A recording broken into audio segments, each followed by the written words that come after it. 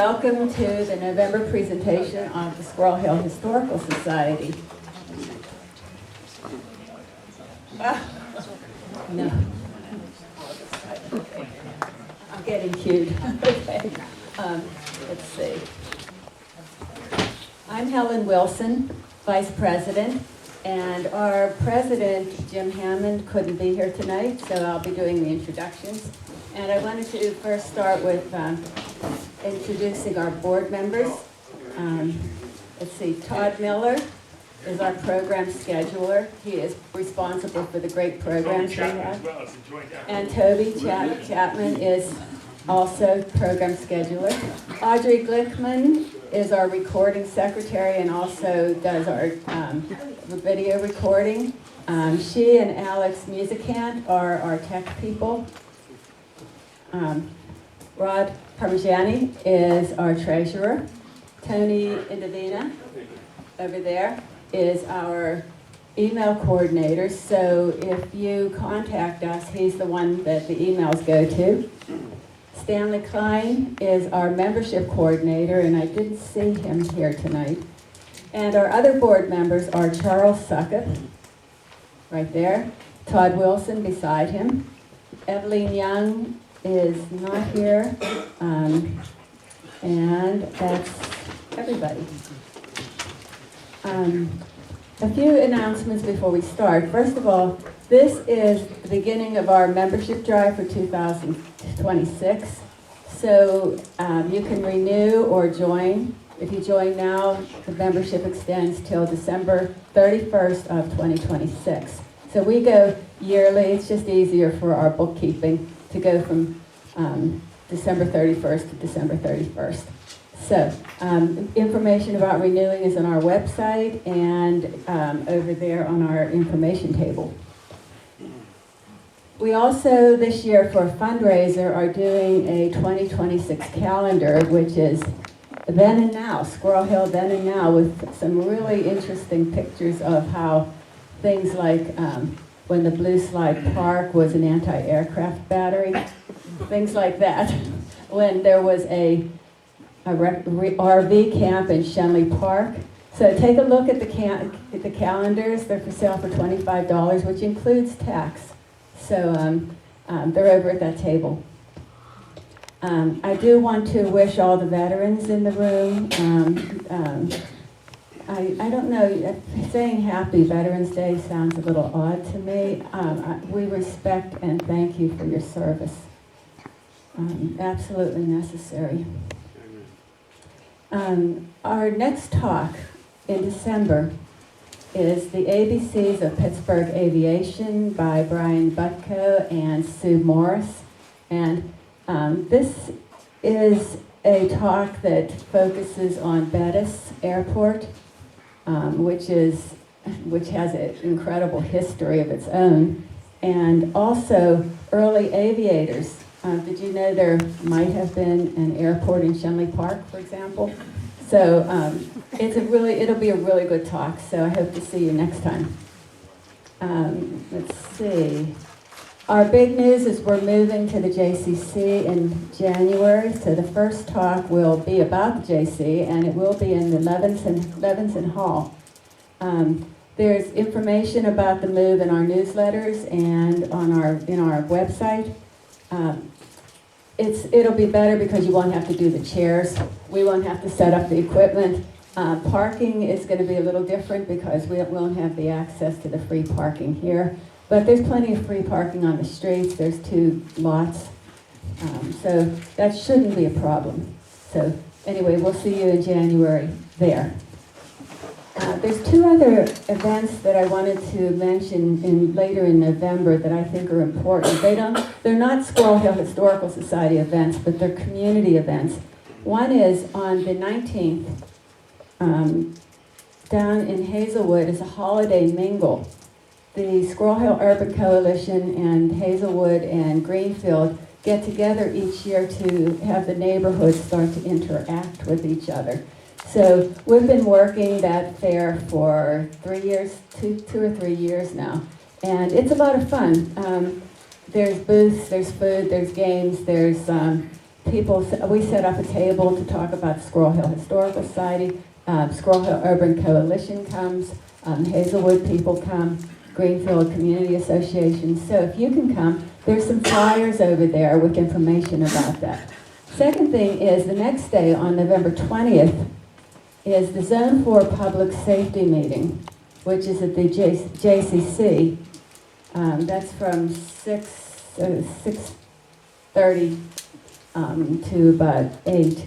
And that's a chance, we've been attending those for a while, and it's a chance to meet the policemen who keep our community safe, deals with issues of the community, and this particular one is about scams and things that could entrap you during the holiday season. So they're very well worth attending, and as I said, it's JCC. So, and those are all the announcements. If you have any questions, we'll be at the information table. And now I'd like to introduce Todd Miller, who will introduce the speaker.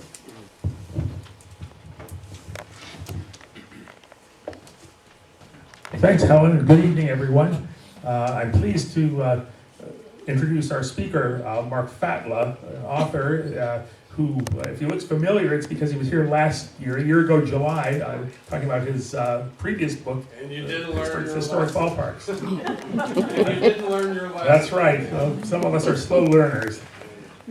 In addition to writing books, Mark is an attorney who authored more than 200 federal court opinions and has also served as executive director of various community development nonprofits on the north side. And he's also written cover stories for Pittsburgh City Paper and alternative weeklies in Baltimore and Cleveland. So without further ado, it's my pleasure to present Mark Fatla.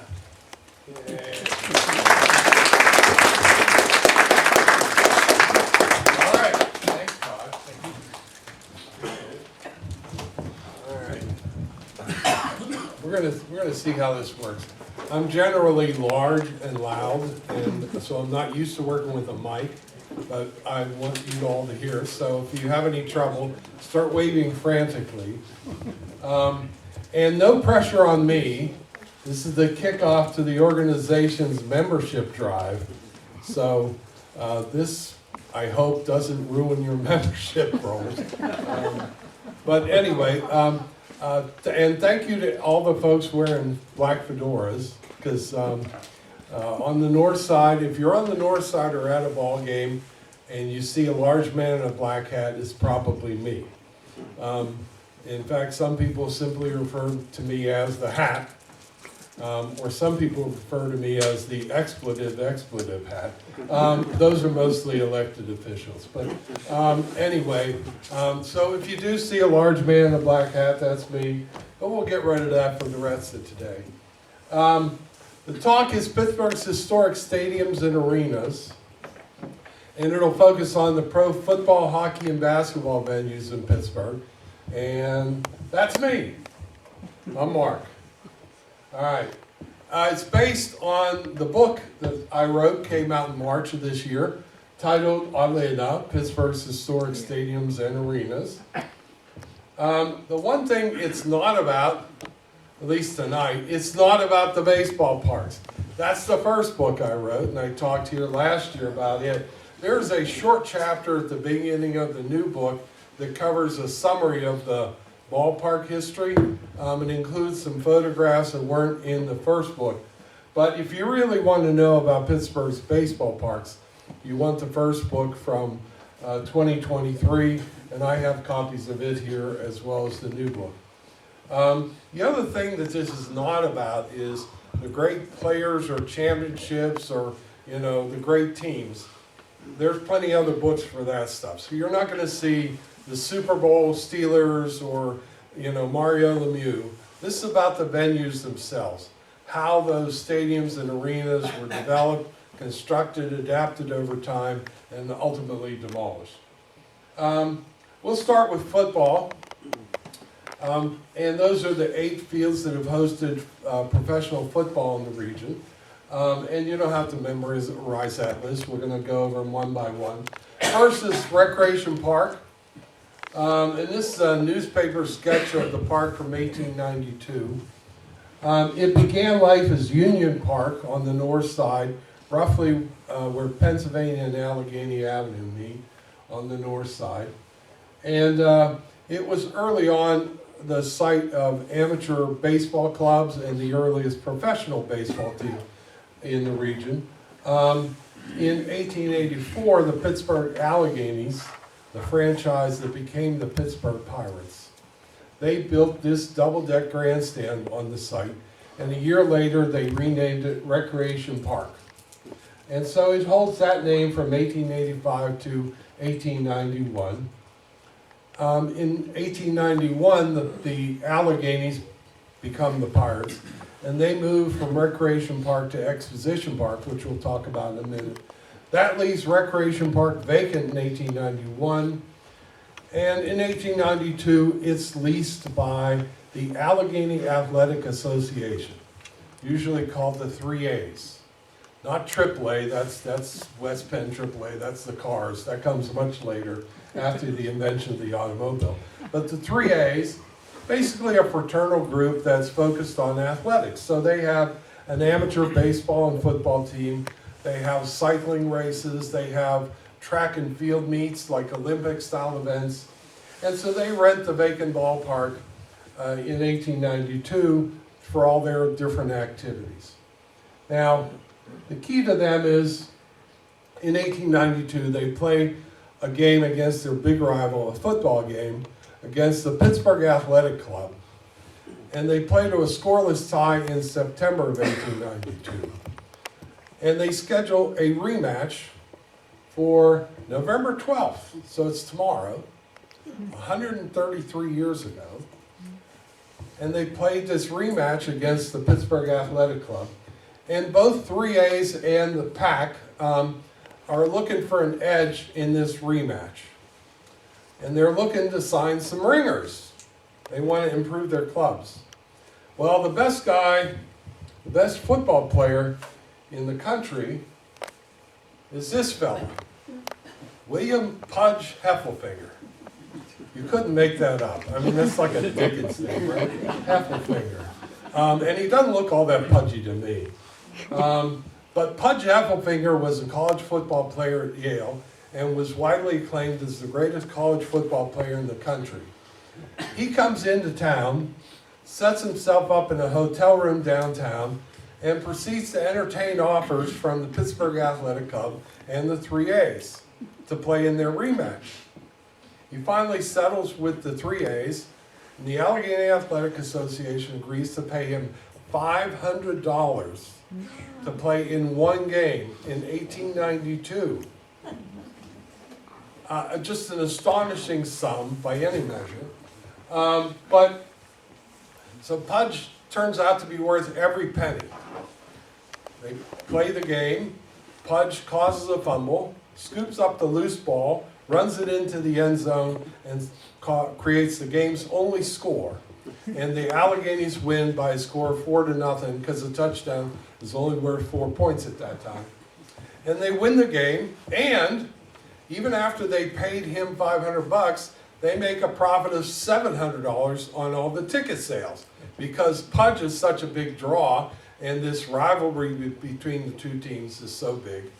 So they make a profit, they pay Pudge $500, and they make even more money based on all their bets with the guys from the Pittsburgh Athletic Club. The key to all this is that the treasurer for the Allegheny Athletic Association records the payment to William Heffelfinger, $500 to play in game. And he writes it in the club ledger. That ledger sheet still survives, and it's in the Pro Football Hall of Fame in Canton, Ohio. And so the Pro Football Hall of Fame identifies this as the earliest documented instance of a player being paid to play football in front of that grandstand in 1892, 133 years ago tomorrow. So that ballpark was, pretty significant. It is essentially the birthplace of professional football. So there's Pudge. Recreation Park is also, what's that? According to Dr. Google, $500 in 1892 is worth $17,800 today. For one game. For one game. One game. So, but they still made money, which is amazing. All right, so the Recreation Park in 1899, it's not only the home of the 3As, but it's also the first home of college football for the Western University of Pennsylvania, or WHOOP. They're located on the north side, but they moved to Oakland in 1908 and become the University of Pittsburgh. So Pitt football also traces its origins back to Recreation Park on the north side. Here's the 1899 team on the field at Recreation Park, and we can tell that it's recreation because of some of the structures in the back. But the other thing to note about this picture, you look close at the field, there are all these rocks and crap all over the field. There's a rock over there that's the size of somebody's shoe. I'm like, I cannot imagine playing football on that rough field, but I guess the Pitt boys back then were pretty tough. Anyway, Recreation Park is also the home of the first professional football league, the National Football League, not that NFL. In 1902, the first professional football league is organized. It's got 2 teams from Philadelphia and 1 from Pittsburgh. The Pittsburgh team is made up of the best local pro and semi-pro players, and they call them the Pittsburgh Stars. And so they play all their home games at Recreation Park. And remember that curved front grandstand you saw earlier? Well, it's gone. It's been replaced by 1902 by this straight front grandstand, because that curved front grandstand ain't great for football. You want this nice long straight grandstand that'll sit alongside the football field. And these things are also made of wood, so they don't last very long. So by 1902, there's a second grandstand because the field is now primarily in use for football. And this first pro league is organized in 1902, and the Pittsburgh Stars, they actually practice in Greensburg. This ticks off the local sports writers and football fans because they can't travel to Greensburg to see the guys during the week. They only see their team on game day when they buy a ticket. And sports writers and fans were used to just, walking over to practice and, chatting with the players and then maybe having a drink with them in the bar afterwards. Well, now they're in Greensburg, so the sports writers derisively call them the Greensburg Stars. But the Pittsburgh Stars don't really care about any of that. They win the championship. So you could win a few bar bets by asking people, who was the first NFL champion? What city was the first champion of the NFL? Well, it's Pittsburgh in 1902. Not that NFL. The current NFL was not formed until 1920. But the original NFL only lasted 1 season and then it dissolved. But it was the first pro league, and it also occurs at Recreation. Exposition Park, down by the rivers, it was built in 1890 for the Players League, which was a independent baseball league made up of players who were members of the Brotherhood, the sports union for baseball players. And in 1890, they challenged the major league owners because they thought the major league owners were being unfair. So their investors built a brand new park down by the river in 1890. Unfortunately, the Players League folds after a season, leaving that brand new ballpark vacant.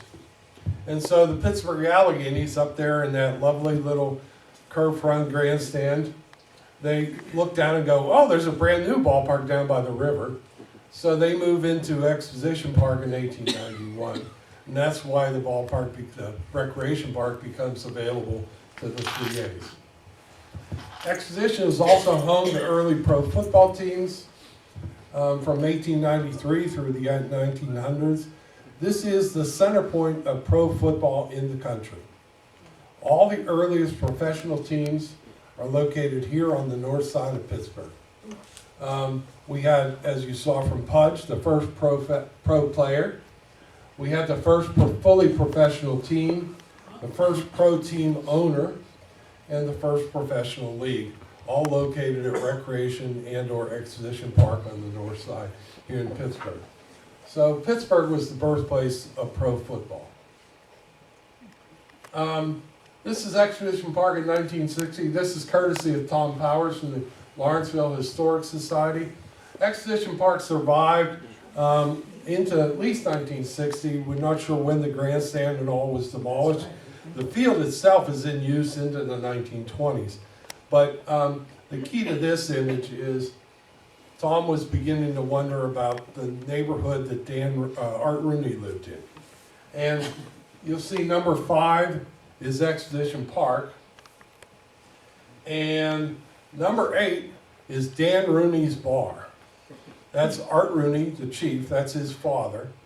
And so Art and his siblings and his parents live in the apartment above the bar, just a block away from Exposition Park. So this neighborhood was the chief's playground. This was where he grew up. This is where he was always involved. And he played his earliest baseball and football ventures here on the field at Exposition Park as an amateur and as an early semi-pro. And as proof of that, this is the chief in his office at Three Rivers Stadium, standing next to Dan, the ambassador. And they're both in my neighborhood. I'm happy to say I knew both of them. And I knew Dan's wife, Pat, very well.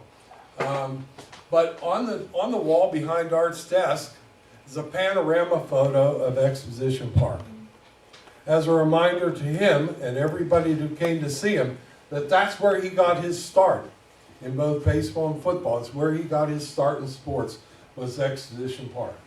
It was that important to him that he always had it hanging in his office. Steelworks Park in Homestead, from 1900 to 1902, it's the home of the Homestead Library and Athletic Club. And they were almost unbeatable. They were acclaimed nationally as the finest professional team in the country. And the players would dress at the Carnegie Library in Homestead and then walk down the hill to the ball field, which was right in the shadow of the steel mill. And then after the game, they'd have to hike back up the hill to the library to change back into their street clothes. We don't know much about the park, but it was the site of one of the earliest and best professional teams at the turn of the century. Forbes Field's built in 1909. This shot shows it in 1915 for a game between the University of Pittsburgh and W&J. And it shows how a football field was squeezed into the ballpark. But it's a great shot of Forbes Field. And you see the grandstand. There's some temporary bleachers added just for football. And then you've got people in standing room and some additional temporary bleachers in the outfield. But it was home to Pitt football from 1909 to 24. Pitt Stadium opens in 25. Carnegie Tech plays at Forbes Field in the 20s. And Duquesne plays in the 30s and 40s when they were nationally significant, nationally prominent football team. And the Steelers, of course, start there when they were founded in 1933 and play at Forbes Field until 1963. The first Steeler team, 1933, they weren't called the Steelers yet, they were the Pirates. Art Rooney they had no connection to the Pirates, but Art picked a name that he figured would resonate with sports fans locally. And it's not until 1940 that the team is renamed the Steelers. So they were formed up at the NFL. Today's NFL was formed in 1920 in Canton, Ohio. That's why the Professional Football Hall of Fame is at Canton. And for those first 13 years, there were no teams in the NFL in Pennsylvania. The reason is the Sunday Blue laws in Pennsylvania prevented professional sports from occurring on Sunday. And the NFL said, well, we're not going to screw up our entire schedule to satisfy you guys. So they didn't put any franchise in Pittsburgh or Philadelphia. In 1933, Art gets word, because he's pretty well connected politically, he gets word that there's an effort within the state legislature to repeal that law and make professional sports possible on Sundays. So he runs out to the NFL, buys a franchise for $2,500. Even before the law is changed, he's placing a gamble. And he's right, the law passes, and so now the NFL places a team in Art's name for $2,500 in Pittsburgh because the blue laws are repealed. So that's the first Steelers team, and there's Art sitting at the end of the row in a suit. You know, he started off his career as a player in semi-pro and amateur clubs. But there he is, now he's an owner. All right. The Steelers play their home games at Forbes Field, but they can't use it for practices because, well, the Pirates are still playing up until into the fall. And the Dreyfuses don't want him tearing up the field too bad. So he leases Greenleaf Field for practices up in the hill. Greenleaf Field existed from 1932 to 1938 on Bedford Avenue in the Hill District. There's a lot more information on it in the first book because it's best known as the home of Negro League Baseball for both the Pittsburgh Crawfords and occasionally the Grays. But the Steelers used it as their practice field in the 1930s.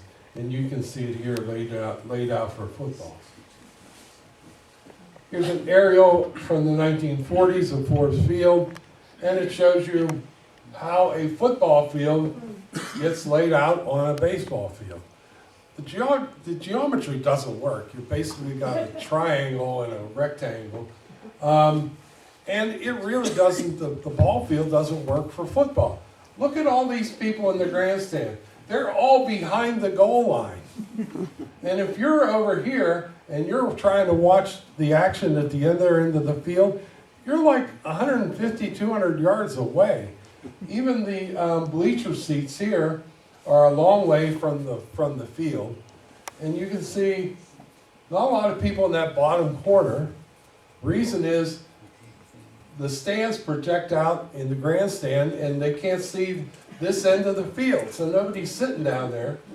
So a baseball park really just didn't work for football, but Rooney didn't have any choice, so that's where he is until he's able to find a better answer. During World War II, Forbes Field's still home to the Steelers, but the Steelers, as you know, there was a manpower shortage during the war. Finding able-bodied men to play football was tough. And so in 1943, the Steelers combined their roster with the Philadelphia Eagles and formed the Steagles, play half their home games in Philly and half their home games at Forbes Field in Pittsburgh. And the trick to this is all of the players have some physical limitation that prevents them from serving in the military. As an example, the Steagles' leading receiver, Tony Bova, is blind in one eye. Like, I'm not sure how you catch a football when you have no depth perception, but this guy did it and led the team in catches. So each of those guys has some physical limitation that keeps them out of the military, but it doesn't keep them out of wartime service. They all have to work full-time jobs in war industries. So they're working in the mills or other war-related jobs, and then they're practicing in the evening and playing the games on Sundays. So I'm not sure when they slept. In 1944, the Eagles get enough guys to field their own roster, so Rooney turns to the Chicago Cardinals and combines rosters with the Cardinals, and they become the Card Pits. They proceed to go 0-10, earn the nickname Carpets because everybody walks all over them. Rooney himself proclaimed them the worst team in the history of the NFL. So the 1944 Carpets. All right. I include this picture simply because I think this is one of the prettiest photographs ever taken of a football game. This is 1954 at Forbes Field with the sunlight streaming through the framework, the steel work of the stadium, the steel structure, and I think a beautiful, beautiful photograph of a football game at Forbes. Pitt Stadium was built in 1925 and hosted Pitt football from 25 to 99. The Steelers played there from 58 to 69. And in 1958, the University of Pittsburgh buys Forbes Field because they want to knock it down and expand. But to cut the deal with the Pirates, they say, you can stay until you get a replacement stadium. Nobody knew that it was going to take 12 years for them to build Three River Stadium. So the Pirates hung around a lot longer at Forbes than they had hoped. The Steelers, well, Rooney wants a different deal. He's like, all right, I'm only playing there because I have no other choice. I'd like to play in that place. I'd like to play in Pitt Stadium. It's better for football. And Pitt says, well, we kind of like have our own games scheduled.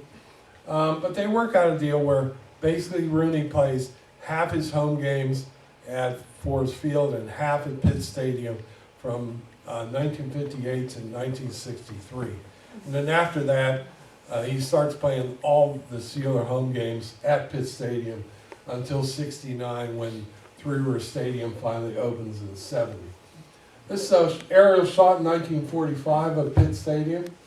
And one thing about this is these seats around the field at the lower end of the bowl, those are wooden bleachers. They used them for a number of years, and then finally the city said, you know, that's wildly illegal. That violates every building code requirement we have. And so they had to stop using those. So if you're ever looking at photos of Pitt Stadium, you can sometimes date the photo on whether it has those seats. This is Pitt Stadium in the 60s at a Steeler game, and those are the Steelerettes. The Steelers were the first team to have cheerleaders, the first NFL team with cheerleaders. And now we're the last team without cheerleaders. Now look at these lovely women and these outfits, quite demure. You can barely see their knees. All right. The women knew that, hey, we're moving into Three River Stadium. It's the 60s. We'd like to update the look, maybe something a little more contemporary, a little sexier. And the story goes that Art said, no way. And he wasn't going to argue with the women, so he just eliminated the Steeler cheerleaders. So there are no cheerleaders when the Steelers start at Three Rivers. But there's actually, they had reunions for many years of the girls. And there's still one lady who's still around and active. Replacements for Forbes Field started, conversations started right after World War II. Lots of different ideas were kicked around, more of them in the book. This is one of the most interesting, but also impractical. I'm not sure this ever got taken seriously, but the idea was build a stadium on a platform over the Monongahela River.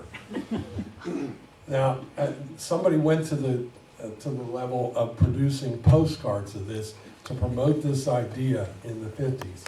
I don't know how this could have ever worked. How do you get the weight of a stadium with 50,000 people, all their cars, and 2 high-rise office or apartment buildings, all built on pilings over the river, and at a height that's still high enough to allow ships to pass underneath it? So the engineering idea of that must have been a nightmare. So I don't think it ever got taken seriously, but these were the kind of ideas people were floating around and thinking about coming out of World War II, about how we were going to make a new stadium that worked for baseball and football and kind of propelled Pittsburgh into the modern age. Here's Three Rivers in its football configuration in 1995. And as many of you know, these field level seats were on tracks. And so they rotated to fit either a baseball. They could rotate and make a triangle to fit a baseball diamond. And then they could rotate out so that they were parallel to a football field like here. And so it was a novel solution to get basically a circle to fit both the triangular space of a diamond and the rectangular space of a football field. Here's Three Rivers and Heinz Field in 2000. Heinz Field under construction, and you can see how close they were. By the way, if you go down behind Stage AE today on the North Shore, you can find in the pavement markers for home plate, pitcher's mound, and second base for Three Rivers Stadium. And they're also just 15 or 20 feet away is the site marked in the pavement for the immaculate reception. So literally just steps away are Franco Harris's catch and where Clemente stood and doffed his cap after his 3,000th hit. And they're all marked in the pavement out behind. So next time you go to a game, take a walk over there and you can pretend you're Clemente or Franco. All right, let's talk hockey. Most people don't realize that Pittsburgh has a great and long hockey tradition far before the Penguins came along in '67. This is the Schenley Casino in 1895. It was the first artificial indoor ice rink in North America. It was built at the edge of Schenley Park where the Frick Fine Arts building is today, behind the Carnegie Library in Oakland. It was right up against the edge of the ravine, across the ravine from Phipps Conservatory. It was the first indoor artificial ice rink in North America. Up to this point, hockey is played on ponds and lakes and rivers when it gets cold enough for them to freeze over. And so up in Canada, they're playing on frozen ponds and lakes. And in Pittsburgh, they kind of figure out how to create an artificial indoor ice rink.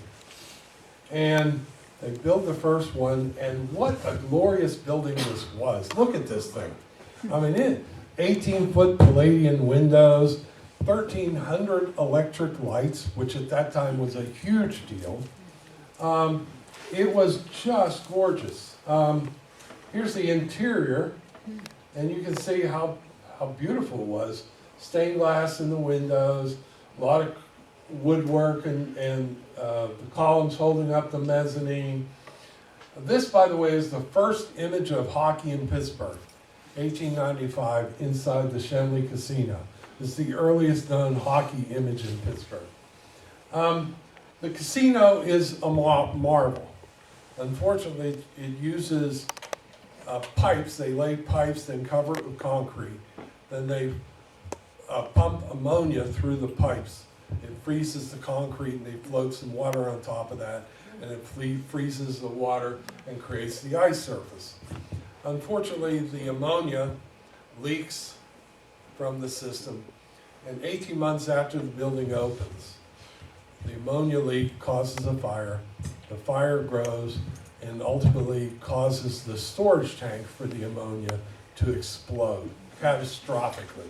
Destroyed that entire building in one night. Just a catastrophic explosion, and the fire basically obliterated the whole thing. So it had an 18-month life. Duquesne Garden is nearby on Craig Street. Yes? Was there any fatalities with the explosion? Say again, what?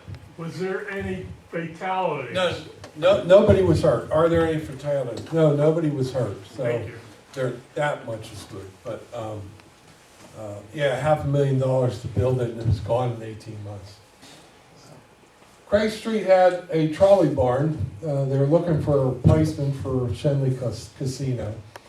And so great thing about a trolley barn is it's got big open spaces to fit the trolleys in where you can work on them, repair them. So somebody gets the bright idea, we'll buy that from the trolley company, and they convert it to a multi-use venue, and it becomes Duquesne Garden. Here's the interior, and because the ice rink was popular at Schenley Casino, they're going to try it again. So they put in an artificial ice rink surface, and this is a 1901 shot of a game between the Pittsburgh Athletic Club and Queen's University from Canada. And this ultimately becomes the birthplace of professional hockey. Remember, up in Canada, they're still playing on ponds and lakes. Yeah, it's hard to sell tickets to people to stand around a pond. And particularly when they're freezing their patooties off, right, trying to watch a hockey game. So in Pittsburgh, they figured out, oh, people like hockey, they'll pay to watch it. We can create artificial ice, and we're not going to heat their building real warm, but it's going to be comfortable for the patrons so they're not freezing their butts off. And so all of a sudden they realize we can sell tickets to this stuff. And this game, because it's so well attended, you can see all the people in the stands. And this is just a game between a local club and a completely unknown college from Canada. And the people are filling every seat in the place. So promoters realize they can sell tickets for hockey, and it start to recruit players from Canada to come down, and they'll pay them to play the game. And so all the best players in Canada start trooping their way to Pittsburgh, because Pittsburgh's the one place they can get paid to play hockey. So it becomes the birthplace of professional hockey. The earliest pro leagues are here at Duquesne Garden. And Pittsburgh becomes such a hotbed for hockey that when the first Olympic team is organized in 1920, they looked to Pittsburgh.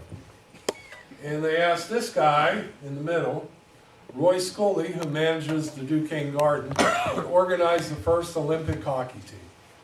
So he recruits the best players he can find. They run a number of tryouts and exhibition games and fundraisers at Duquesne Garden. And then they send the team over to Antwerp for the Summer Olympics. And yes, I said summer. The Winter Olympics don't exist yet. Hockey is played at the Summer Olympics in 1920, and his team wins silver. So we're also, Pittsburgh and Duquesne Garden is the birthplace of U.S. Olympic hockey. Here's the garden in the 20s. It had renovations that significantly expanded it. They added a mezzanine at the second level. And also you can see here the stage at one end of the rink. This was a multi-purpose facility. When the ice was in, okay, it's a hockey rink. But when you take out the ice, and you turn off the refrigeration system, break up the ice, it just had a concrete floor. Then you can bring in chairs and whatnot, and they would stage concerts and theatrical performances, operettas on the stage, and this just became the seating area for the theater. It also hosted trade shows and boxing matches, basketball events, so it was truly a multi-purpose event. This is Duquesne Garden in '45 with the Pittsburgh Hornets, and they're in front of the seating at Duquesne Garden and the scoreboard with lovely Duquesne Pilsner ads on either side of the game clock. But the Hornets are in the American Hockey League. It's a minor league, but they join and become a regular denizen of Duquesne Garden starting in '36 and last until the garden closes in 1956. 1940, the Duquesne Garden is renamed Duquesne Gardens with an S, or simply the Gardens. And John Harris does that because it fits better on advertising and newspaper articles if you just call it the Gardens. Motor Square Garden in East Liberty closed that year. So he was like, there's no chance of confusion anymore. I'm just going to grab the name Gardens. It continued operating until 1956 when it was closed and demolished. There was another hockey rink in Pittsburgh. That was the Winter Garden at the Exposition Buildings. And this was down at the Point. There were actually 3 exposition buildings in Pittsburgh. The first 2 burned to the ground. This one, built in 1903, consisted really of 3 buildings. This is the music hall, where all the great bands and opera performers, John Philip Sousa's band, All the great opera singers performed there. Then there was the main hall, which housed an annual exposition that promoted Pittsburgh and its innovations. And then at the far end down the street was something called Machinery Hall, which promoted industrial projects in Pittsburgh. The expositions were very popular at first, but by the middle of the teens, their attendance is dropping. So the board of the exposition buildings decides they're going to look for some other way to attract people. And they see the success that Duquesne Garden is having with their ice rink. So they put an ice rink into the main hall and recall it Winter Garden. So the Winter Garden at the exposition building existed from 1915 to 17. And one of the things they hit on to try and get people in the door was the first women's hockey league. 1916 to 17, just one season. And these are the Winter Garden girls. And they played against two other teams, the Arctic Maids and the Polar Maids. I think they were a little ahead of their time. They didn't draw that well, but women's hockey starts in Pittsburgh at the Winter Garden. Also, Hobie Baker. Anybody have any idea who Hobie Baker is? You do? Hockey player? Yeah. He was considered the greatest amateur hockey player of that era. College stars. He's the only man in both the College Football Hall of Fame and the Hockey Hall of Fame. He was a great college football player and a hockey player. He brought an all-star team from Philadelphia to Pittsburgh, and they played a game at the Winter Garden against the best local hockey players. And they win 3-2 with Hobie Baker scoring all 3 goals for the Philadelphia team. It's Baker's final game because he has enlisted in the Army Air Corps for World War I. So he leaves after the game, heads off to Europe, becomes a fighter pilot, and has a number of kills, becomes basically a war hero. On the day he is to return to the U.S., he agrees to take a new plane on a test flight. The plane crashes and he's killed, literally the day he's supposed to return to the U.S. and presumably continue his athletic career. The Hobie Baker Award is still given to the finest college hockey player in the country. But he plays his final game at the Winter Garden. So just like the stadium for football and baseball, there's talk after World War II about a new facility for multi-purpose events, basketball, hockey, concerts, trade shows, and because they know Duquesne Garden is getting old and it's kind of not ideally suited for this. So there's a lot of talk about different ideas, and there are more design ideas presented in the book, but this is a 1956 planning model for the Civic Arena. At that time, it's still called the Civic Auditorium.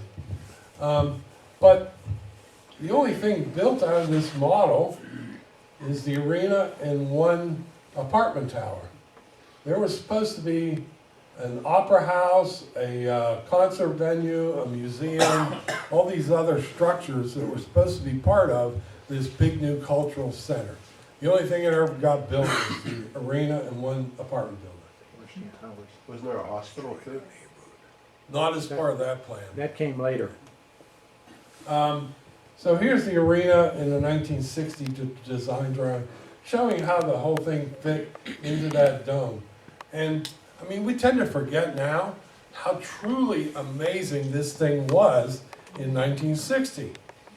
It was the largest freestanding unsupported dome in the world.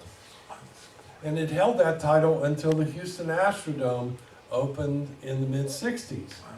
So it's really incredible. And unlike the Astrodome, its roof moves, right? The Astrodome is fixed. So the fact that somebody could build something unsupported, that big of a dome, and then to have it move was just it boggled people's minds in the early 60s. Here's a shot of it in construction during the interior in 1960, and you can see just the scaffolding alone was a phenomenal achievement because they had to set up all this stuff to be able to skin the inside. Yes? I was just wondering, how often did they open and close it? How often did they open and close it? Early on, they really liked it, and the novelty of it was great. But as time wore on, a couple things happened. One, the acoustics for the thing when it's open sucked. So when you opened it, it wasn't really good for concerts, unless you had a lot of people smoking cigarettes that were special and you're not supposed to, and it let a lot of that out into the atmosphere. The other problem was, as the thing went on, more and more shows began to hang lights and audio equipment from the ceiling. And so they'd have to remove all that to be able to open it. And most bands and concert promoters said, it's okay, we'll do without moving it. So early on, fairly often because it was novel. This is a shot that explains exactly why this thing was amazing. Look at it, it's fully opened. All 6 panels are here, and there's nothing supporting them. They're hanging out there in midair. And this just boggled people's minds in the 60s. It was truly amazing. It was an incredible engineering feat for Pittsburgh. Here's the Hornets. They come back after they had been on hiatus since the Garden closed. And this is their program from 1961. And they kind of gave a nod to Duquesne Garden up here with the marquee outside, and to their new home, the Civic Arena at the bottom. Seating was expanded several times in the arena. Here's a shot of it in the 1970s. And you can see the upper deck mezzanines that were added later. Now the nice thing about a stadium with a removable roof, you can get the structural steel in pretty easy, right? You just have the crane open the roof and the crane brings the stuff in. But then again, you have to build it so that it fits within that dome. You can't have anything that's going to interact with the dome itself. 1999, it's renamed Mellon Arena, and they get a brand new outdoor entry plaza and a new marquee out front. And here it is in demolition in 2012. The last thing that remained was the stationary leaves on the dome. Consol Energy opened in 2010, and remember that apartment building? It was the only other thing built. There it is. The I.M. Pei designed apartment building as part of the original Civic Arena concept. But Consol opens in 2010, becomes PPG Paints Arena in 2016. And Heinz Field gets into the hockey business by hosting the Winter Classic in 2011. They've hosted a couple other outdoor hockey events since. Basketball, we're going to go through these. I'm not going to do all of these, but a couple of basketball venues in Pittsburgh. One of the earliest was Old City Hall downtown on Smithfield Street, built in 1868. When basketball starts becoming popular in the 1890s, it's got one of the few rooms that's big enough to hold a basketball court and enough room for people to sit and watch. So it's kind of weird to think of City Hall being where you played basketball, but it had a big space inside that allowed that to happen. Another early space was the Southside Market House, and it hosted early basketball in the 1890s and 1900s.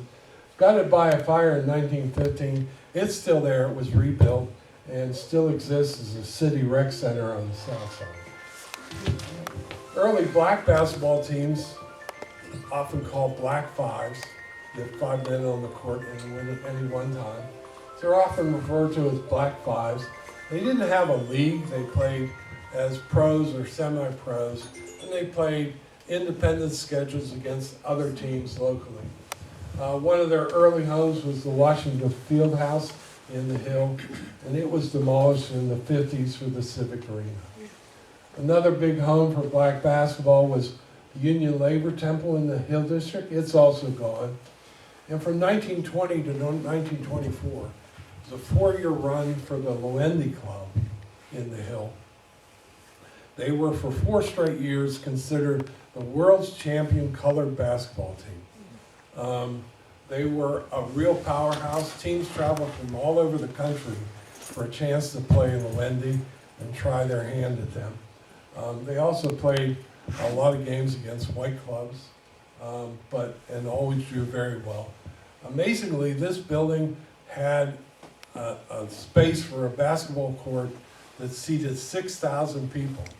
So it doesn't look like it from that picture. They could accommodate 6,000 people for basketball games. I went to Duquesne. I didn't know that the Duquesne gym had a professional basketball history. They were the home of several pro teams. The Second Story Mories were the champions in 1926-27, and it's one of my favorite sport team names. Morey owned a haberdasher in downtown Pittsburgh, and he rented second story space because it was cheaper than getting street level retail. And he called his store Second Story Morey's. And his slogan was, "Come up the steps, we'll make it worth your while," because his idea was, I'm paying less in rent, I can charge lower prices than the guys downstairs. But in the 20s, he sponsored a basketball team as kind of a promotion for his store. They were called the Second Story Morey's. They were a big rival of the Loendi Club. They were mostly Jewish players on Second Story Morey's, and they would play against the black team at the Labor Temple. And they would always draw huge crowds because there was this great rivalry between the black club and the Jewish club. But they also Duquesne also hosts the Pirates and the Raiders for short stints as professional teams in the 30s and 40s. That building still exists. It's the Rango's building on Duquesne's campus. Duquesne Garden also got into the basketball business. They're best known for being the home of Duquesne University's basketball team when they were nationally prominent in the 40s and 50s. But they also hosted a couple of professional teams, including the Pittsburgh Ironmen of the Basketball Association of America. They were so bad, they only lasted 1 season and folded. 2 years after the team folds, the Basketball Association of America is merged into the NBA, today's National Basketball Association. And the NBA they include the BAA statistics in their history of the NBA. So the Ironmen are often described as the worst team in the history of the NBA. But it's why we never had an NBA team, is because the Ironmen stunk the joint out. And so we missed out on the NBA. The Civic Arena hosts basketball. Pittsburgh Renaissance, usually called the Wrens. They had a brief but successful run in the early 60s. Then the Pipers were in the American Basketball Association in their inaugural season in 67-68, and they won the championship at the Civic Arena. And then the owners moved them to Minneapolis. It's like, guys, you just won a championship and you're drawing well in Pittsburgh. But they moved the team where in Minneapolis they stunk. And so then they moved back to Pittsburgh and became the Condors, but they never recaptured people's attention, and they eventually folded. But the Civic Arena hosted, of course, college basketball, including when I went to Duquesne, went to all the Dukes games at the arena. But they hosted these professional clubs. So that's it. That's Pittsburgh's historic stadiums and arenas. Like I said, I can only scratch the surface up here in about an hour. I can show you about 50 images. There are over 250 historic photographs in the book, and obviously I can get way deeper into the content on this stuff. It's $25 And they make great Christmas gifts, so if you have any sports fans, they'll love it. And I also have the first book, Pittsburgh's Historic Ballparks. A number of you bought the book when I was here last year, which I thank you for immensely. And my wife thanks you, because as she reminds me, I have to keep her in the manner to which she's become accustomed. Happily for me, what she's mostly become accustomed to is disappointment. So I got that going. But it's also 25 bucks, and I throw in the autograph for free. So happy to answer any questions, comments. You can find me, you can email me, markfatla@gmail.com. Give me a call or find me on Facebook. Yes, there's a question in the back. Yeah, the question is related to Pittsburgh's role in hockey. Given Duquesne Gardens and all of the professional players who started here coming down from Canada, why wasn't Pittsburgh considered a team to start when the NHL was established? So, yeah, the question is, with all that hockey history, why weren't we considered for the NHL? Art Rooney actually tries to acquire a franchise in the NHL the year before he gets the franchise for the Steelers, and he's turned down.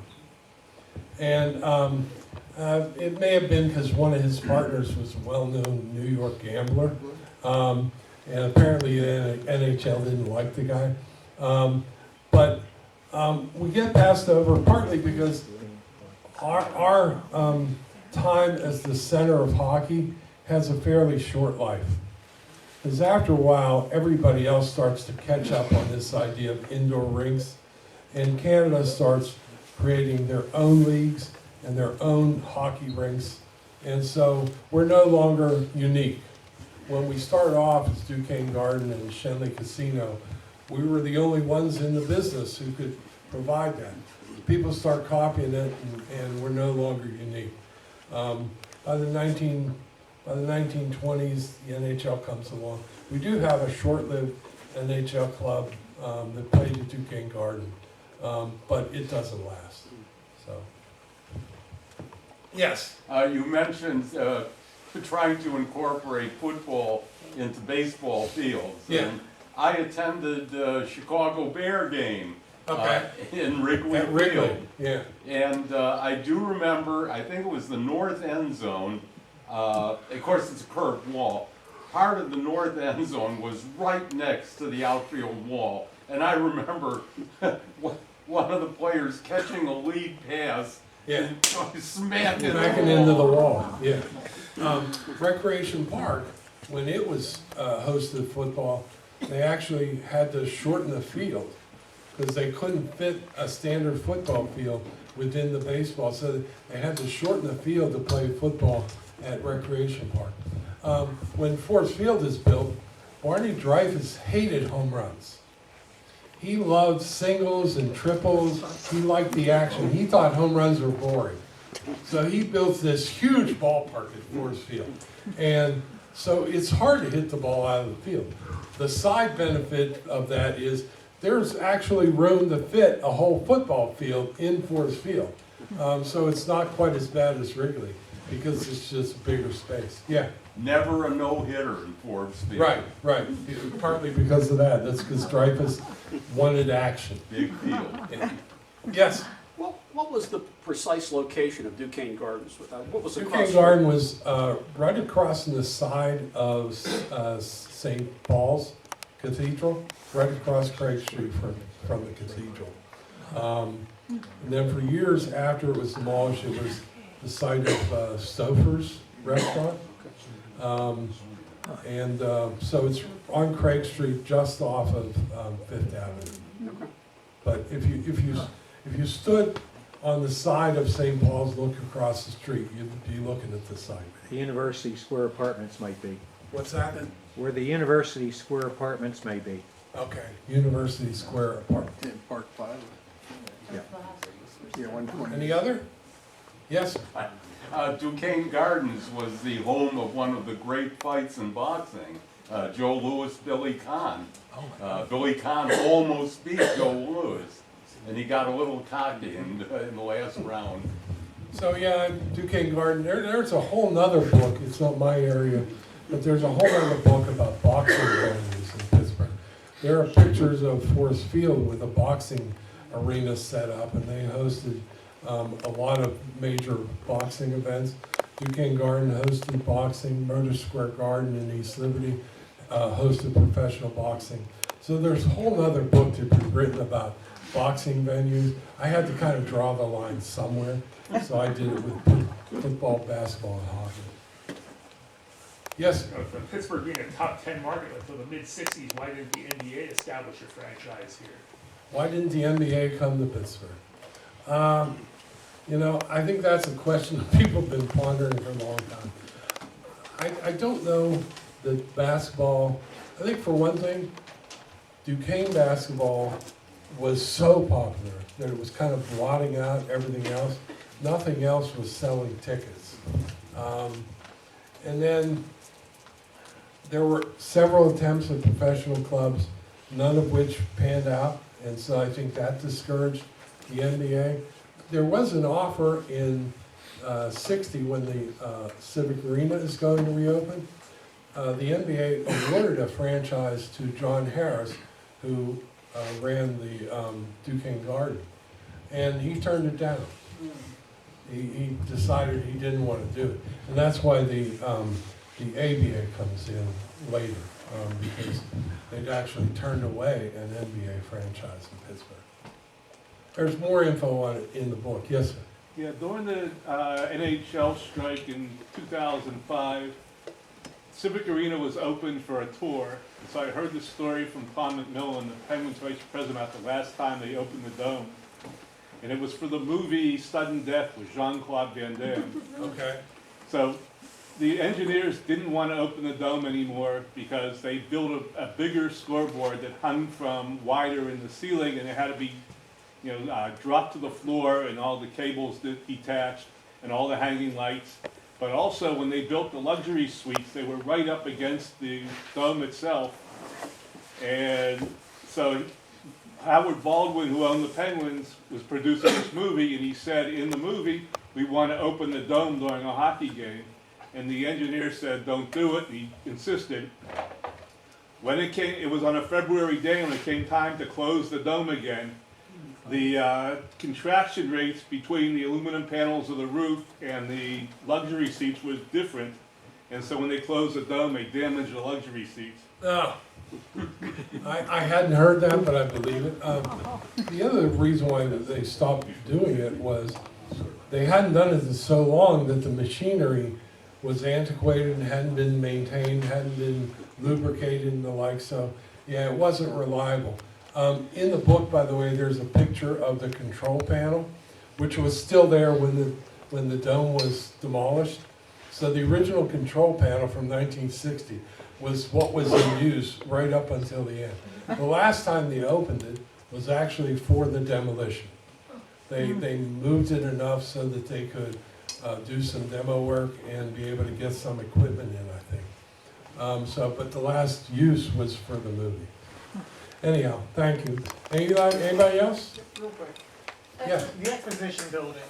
You hold that thought. The exposition building. Why did they stop going there, playing in there?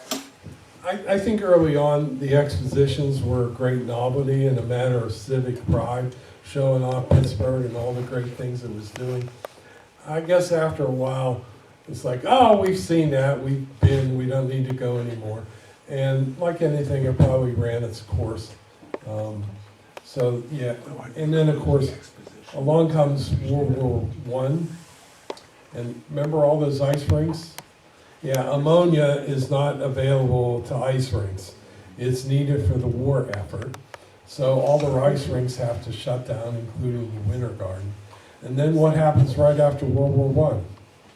The Spanish flu. So you can't have events with big bunches of people or people start dying. So that kind of killed the idea of the Winter Garden ever coming back. All right, hopefully that answers something. Are you ready to clap now? Everybody else thank you. Walking with you guys. I'm happy to answer any other questions, and I'll be here to sign books as you wish. Remember, they make great Christmas.